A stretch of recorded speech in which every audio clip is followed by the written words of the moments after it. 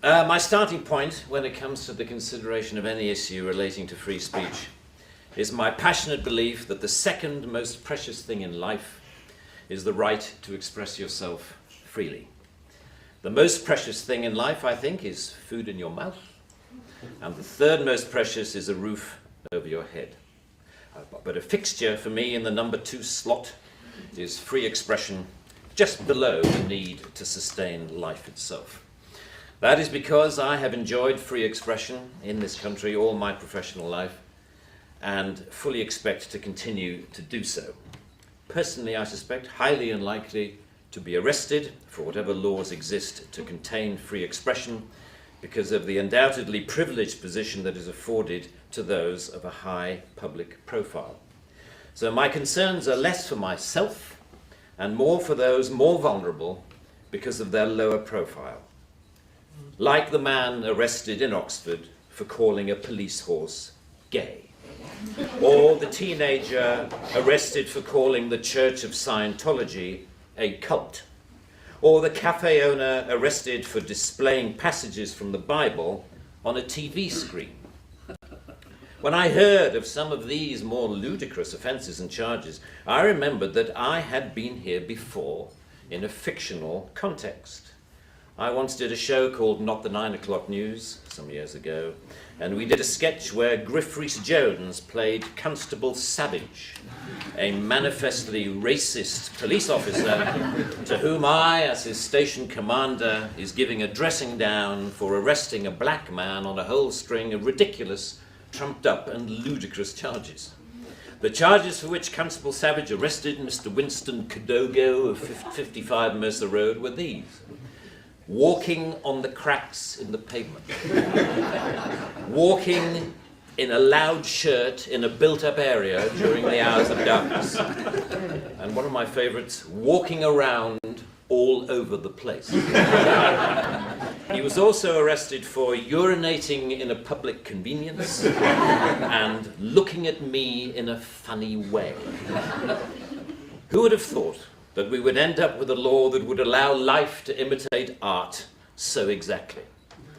I read somewhere a defender of the status quo claiming that the fact that the gay horse case was dropped after the arrested man refused to pay the fine, and that the Scientology case was also dropped at some point during the court process, was proof that the law was working well, ignoring the fact that the only reason these cases were dropped was because of the publicity that they had attracted. The police sensed that ridicule was just around the corner and withdrew their actions. But what about the thousands of other cases that did not enjoy the oxygen of publicity, that weren't quite ludicrous enough to attract media attention? Even for those actions that were withdrawn, people were arrested, questioned, taken to court, and then released. You know, that isn't a law working properly. That is censoriousness of the most intimidating kind, guaranteed to have, as Lord Dear says, a chilling effect on free expression and free protest. Parliament's Joint Committee on Human Rights summarised, as you may know, this whole issue very well by saying, while arresting a protester for using threatening or abusive speech may, depending on the circumstances, be a proportionate response, we do not think that language or behaviour that is merely insulting should ever be criminalised in this way. The clear problem with the outlawing of insult is that too many things can be interpreted as such. Criticism is easily construed as insult by certain parties. Ridicule easily construed as insult. Sarcasm, unfavourable comparison, merely stating an alternative point of view to the orthodoxy can be interpreted as insult. And because so many things can be interpreted as insult, it is hardly surprising that so many things have been, as the examples I talked about earlier show. Although the law under discussion has been on the statute book for over 25 years, it is indicative of a culture that has taken hold of the programmes of successive governments, that with the reasonable and well-intentioned ambition to contain obnoxious elements in society, has created a society of an extraordinarily authoritarian and controlling nature. That is what you might call the new intolerance, a new but intense desire to gag uncomfortable voices of dissent. I am not intolerant, say many people, say many softly spoken, highly educated, liberal-minded people. I'm only intolerant of intolerance. And people tend to nod sagely and say, oh yes, wise words, wise words. And yet if you think about this supposedly inarguable statement for longer than 5 seconds, you realize that all it is advocating is the replacement of one kind of intolerance with another, which to me doesn't represent any kind of progress at all. Underlying prejudices, injustices, or resentments are not addressed by arresting people. They are addressed by the issues being aired, argued, and dealt with, preferably outside the legal process. For me, the best way to increase society's resistance to insulting or offensive speech is to allow a lot more of it. As with childhood diseases, you can better resist those germs to which you have been exposed. We need to build our immunity to taking offense so that we can deal with the issues that perfectly justified criticism can raise. Our priority should be to deal with the message, not the messenger.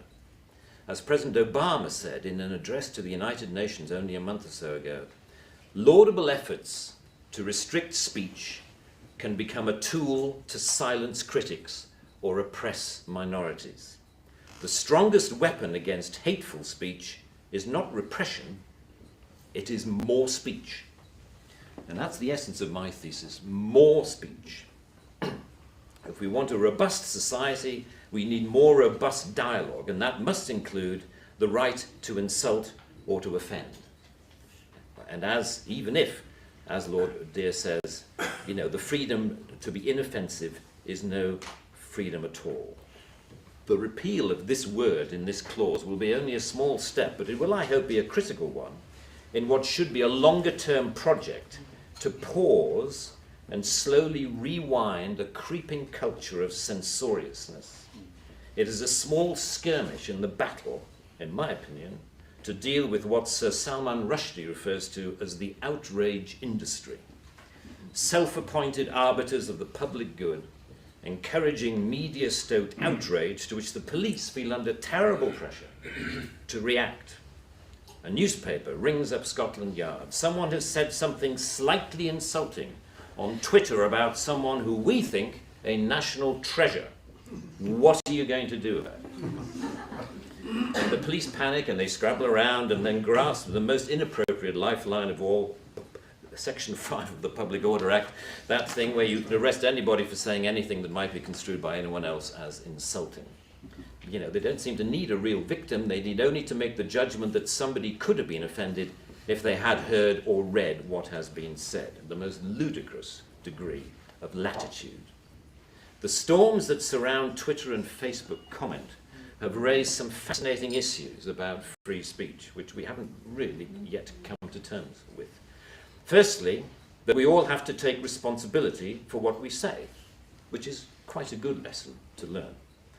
But secondly, we've learned how appallingly prickly and intolerant society has become of even the mildest adverse comment. The law should not be aiding and abetting this new intolerance. Free speech can only suffer if the law prevents us from dealing with its consequences. I offer my wholehearted support to the Reform Section 5 campaign. Thank you very much.